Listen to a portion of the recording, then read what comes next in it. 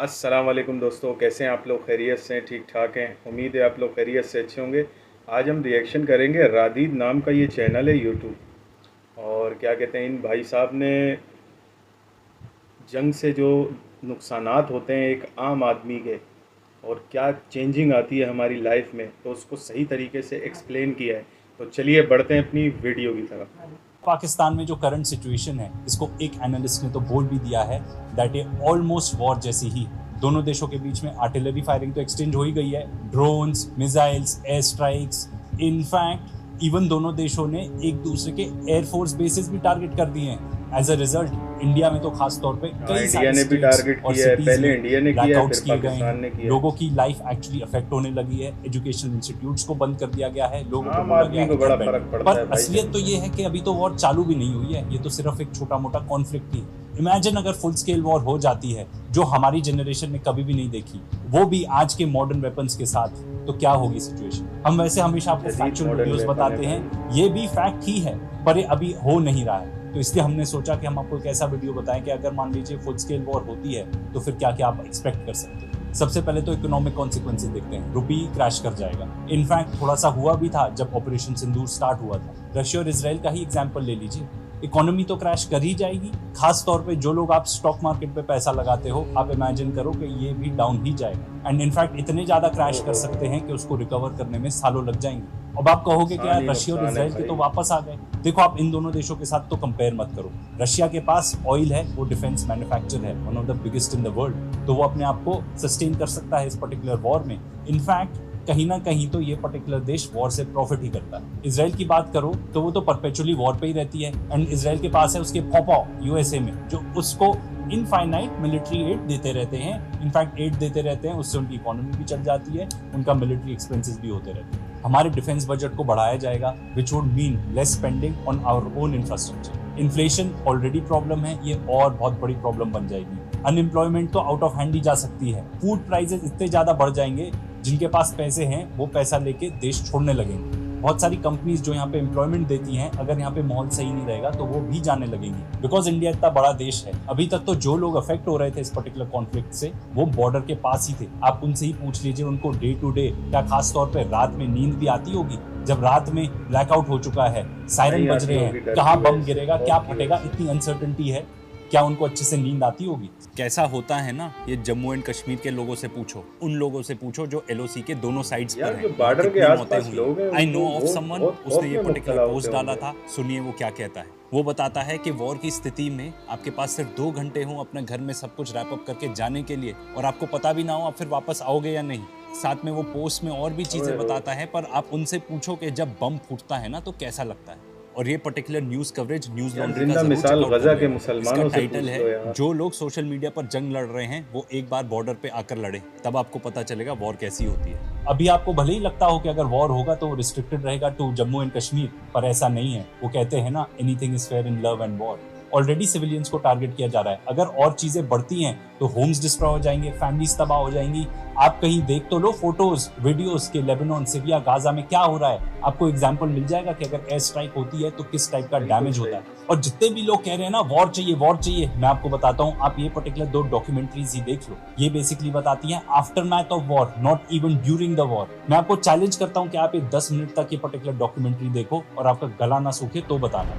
और अगर आप मान लीजिए फिजिकली अफेक्ट भी ना हो, मेंटली कोप करना इतना ज्यादा मुश्किल हो जाएगा। हमारे देश में ऑलरेडी मेंटल हेल्थ एक बहुत बड़ा इशू है।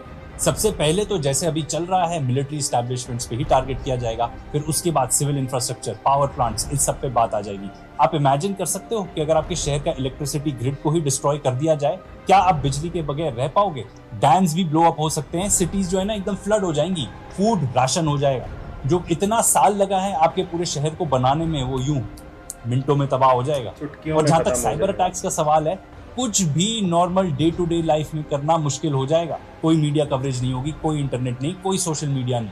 ये जो वॉर्स है ना, ये होते हैं वॉर्स ऑफ एट्रिशन, एंड ये बहुत लंबे चलते हैं।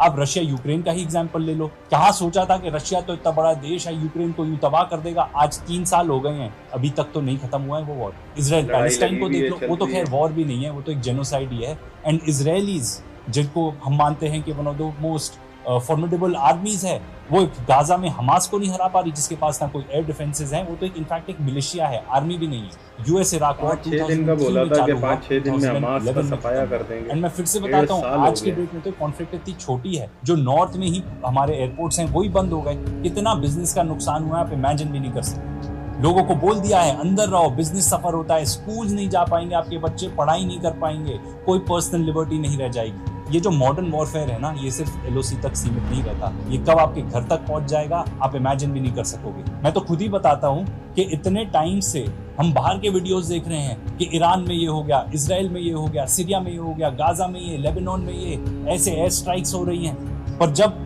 आज के डेट में वो हमारे घर तक पहुंच गया है, ये कितना स्कैरी है आप इमेजिन नहीं कर सकते कि क्या क्या हो सकता है। दोनों देशों के पास ऐसी मिसाइल्स हैं कि वो कभी भी किसी भी सिटी को टारगेट कर सकती है। इससे पता है क्या होगा, अगर एक भी सिटी को बॉम्बार्ड किया मिसाइल से, लाखों लोग डिस्प्लेस हो जाएंगे, उनके पास घर नहीं होगा। आपने इतनी मेहनत करके जो घर बनाए ना, एक चुटकी में वो सब खत्म, आपकी पूरी फैमिली तबाह हो सकती है। बहुत मुश्किल है ना इसको इमेजिन ही करना। जी हाँ, वॉर ऐसा ही होता है। अगर एक अटैक हुआ एक सिटी पे, you know what will this result in?